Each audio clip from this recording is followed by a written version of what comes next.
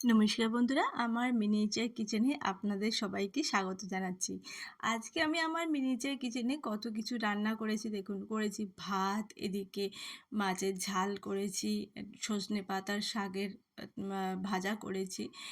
তো তার আগে আমি একটুখানি উনুনটা মুছে নিচ্ছি, কারণ এই জায়গাটা না মুছলে না, পরিষ্কার না রাখলে ভালো লাগে না। তো সেই জন্যে আগে একটু মোছামুছি করে নিলাম। তারপরে এইবারে রান্নার সমস্ত জোগাড়টা করে নিয়েছি।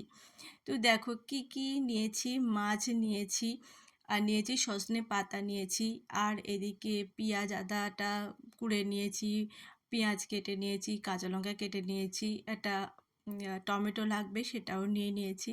আর এদিকে রোজকার মতো ভাত তো করতেই হবে, নাহলে এটা খাবো কি দিয়ে, সেই জন্য ভাতটাও আমি বসিয়ে দিচ্ছি। এদিকে জলটা বসিয়ে দিলাম, আর এদিকে চালটা আমি ধুয়ে নিচ্ছি। তো বন্ধুরা, আমার এই মিনিয়েচার কিচেনের রান্না আপনাদের সবার কেমন লাগে জানাবেন। যদি ভালো লাগে তাহলে লাইক, কমেন্ট, শেয়ার করে পাশে থাকবেন। আর ইউটিউব থেকে যদি আমার ভিডিওটা দেখেন, তাহলে যদি ভালো লাগে আমার ভিডিও, তাহলে আমার চ্যানেলটাকে একটু সাবস্ক্রাইব করে নেবেন, কারণ আপনাদের একটু ভালোবাসা আমাকে অনেকটা সাহস যোগাবে এবং আরও অনেক দূর এগিয়ে নিয়ে যেতে সাহায্য করবে। তো চলুন, এদিকে আমি ভাতটা বসিয়ে দিচ্ছি। জলটাও হাফ গরম হয়ে এসছে, এই অবস্থায় আমি চালটা ধুয়ে দিয়ে দিলাম, আর হাঁড়িতে দিয়ে দিলাম। তো এদিকে ভাতটা হতে থাক, এদিকে আমি শাকটা কেটে নিই, কারণ সব কিছু কাটা হয়েছে কিন্তু শাকটা কাটিনি। তো এই জন্যে কুচি কুচি করে শাকটা কেটে নিচ্ছি। একদম কচি যে পাতাগুলো, সজনে পাতা, সেগুলোই নিয়ে নিয়েছি, কারণ এই সময় সজনে পাতা খুব কচি কচি বেরোয় এবং ভাজা খেতে খুবই ভালো লাগে। তো সেই জন্য আমি ভাবলাম মিনিয়েচার কিচেনেই করে নিই একটু সজনে পাতার ভাজাটা। তো সেই জন্যে আমি সজনে পাতাটা কেটে নিয়েছি, আর এদিকে আমি কড়াইটা বসিয়ে দিয়েছি। আর এদিকে দেখো, শুধুমাত্র শুধু বারবার ফ্যানটা উতলে যাচ্ছে। কি করব, ঢাকা দিলেই উতলে যাচ্ছে, অথচ ঢাকা না দিলে তো চালটা সিদ্ধ হবে না, না। সেই জন্যে বারে বারে একটু ঢাকাও দিচ্ছি, আবার ঢাকাটা খুলেও দিচ্ছি। আর এইদিকে আমি তেল দিয়ে দিয়েছি কড়াইতে, আর পাঁচফোড়ন ফোড়ন দিয়েছি, একটু কাঁচা লঙ্কা দিয়ে দিচ্ছি, আর একটু দিয়ে দিলাম পেঁয়াজ কুচি। এই দিয়েই কিন্তু আমি সজনে পাতাটা ভাজবো। খুব ভালো লাগে এইভাবে করে খেলে। তো এদিকে আমার পেঁয়াজটা ভাজতে ভাজতে আমি এর মধ্যে নুন, একটু পরিমাণ মতো হলুদ, আর একটু কাশ্মীরি লঙ্কার গুঁড়ো দিয়েছি, যাতে একটু কালারটা সুন্দর আসে। তো দিয়ে নিয়েছি, নিয়ে একটু ভাজা ভাজা করে নিয়ে সজনে পাতাটা আমি এবার দিয়ে দেবো। তো আস্তে আস্তে আমি, যেহেতু ছোট উনুন, আমার খুব ধীরে ধীরে কাজটা করতে হয়, সেই জন্যে আস্তে আস্তে সজনে পাতাগুলো দিয়ে দিলাম। দিয়ে এইবারে আমি একটু জল দিয়ে এতে ঢাকা দিয়ে রেখে দেবো, যাতে পাতাটা তাড়াতাড়ি সিদ্ধ হয়ে যায়। হালকা জল দিতে হবে, বেশি না। ঢাকাটা দিয়ে দিলাম, আর এদিকে দেখছি ভাতটা হয়েছে কিনা, বারবার একবার করে দেখে নিচ্ছি, যে ভাতটা হয়ে গেলে তাহলে ভাতটা নামিয়ে নেব। তো এখনও পর্যন্ত হয়নি, সেজন্য আমি আবার একটু ঢাকা দিয়ে ওটাকে রেখে দিয়েছি। তো এইদিকে মাছের প্রিপারেশন করব, সেজন্যে মাছটা কেটে নিচ্ছি, কারণ ছোট কড়াই তো, এত বড় মাছটা যদি না ভাজা যায়, সেই জন্য একটুখানি কেটে নিচ্ছি। তো মাছটা আমি কেটে নিয়ে নুন হলুদটা ততক্ষণ মাখিয়ে রাখছি, কারণ এদিকটা করে নিই, ওইদিকে শাকটা আস্তে আস্তে হয়ে যাবে, তারপরে মাছের ঝোলটা করে নেব। তো এদিকে করতে করতে আমার কিন্তু শাকটা ভাজা হয়ে গেছে, আর এদিকে ভাতটাও কিন্তু হয়ে এসছে।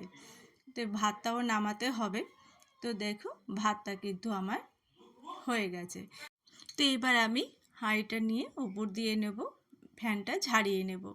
গায়ে দেখো কত কালি পড়েছে, এই রান্না করতে গেলে না প্রচুর কালি ঘাঁটতে হয়, কিন্তু তবুও ভালো লাগে, সেই জন্যে করছি।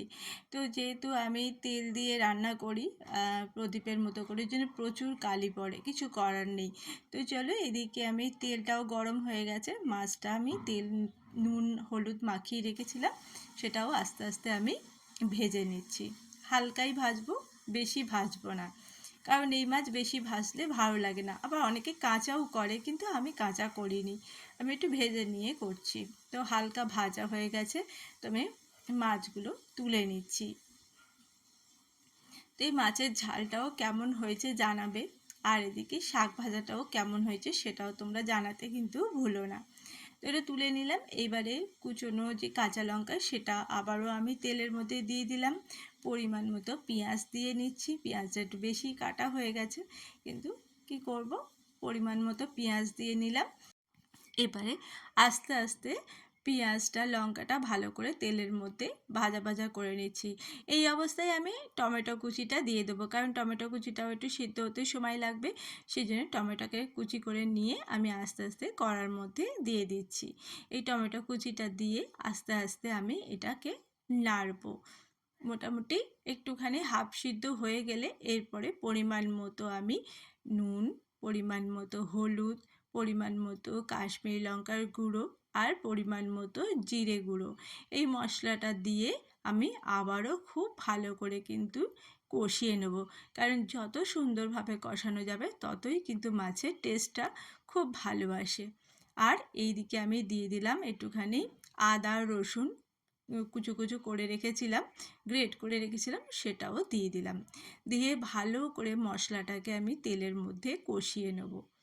একটা সুন্দর স্মেল চলে আসলে তখন মাছগুলো দিয়ে নেব। যেহেতু মাছগুলো হালকা ভেজেছিলাম সেই জন্যে মাছগুলো দিয়ে নিলাম। নিয়ে এবার মশলার মধ্যে একটু হালকা নাড়িয়ে নিয়ে অল্প পরিমাণ আমি জল দিয়ে নিলাম। দেখো কতটা সুন্দর লাগছে। আর একটা গোটা কাঁচা লঙ্কা এর মধ্যে দিয়ে দিলাম, যাতে কাঁচা লঙ্কার খুব সুন্দর একটা স্মেল আসে।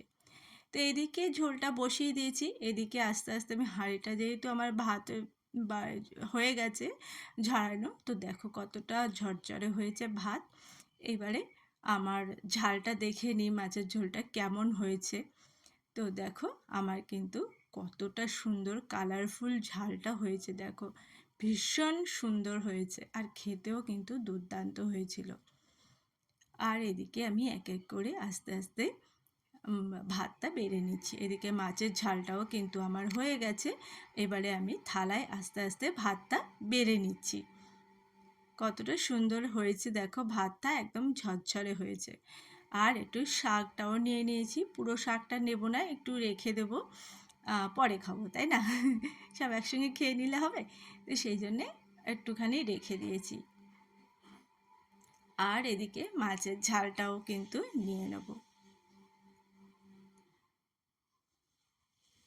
আস্তে আস্তে মাছের ঝালটাও কিন্তু থালার মধ্যে নিয়ে নিচ্ছি। এত সুন্দর গন্ধ বেরোচ্ছিল না, কি বলবো। আর এই কাঁচা লঙ্কা চিপে কিন্তু ভাতটা খাবো, সেই জন্যে গোটা কাঁচা লঙ্কা দিয়েছি, একটা সুন্দর কাঁচা লঙ্কার স্মেলও আসছে। তো কেমন লাগলো আমার মিনি কিচেনটা অবশ্যই জানাবে।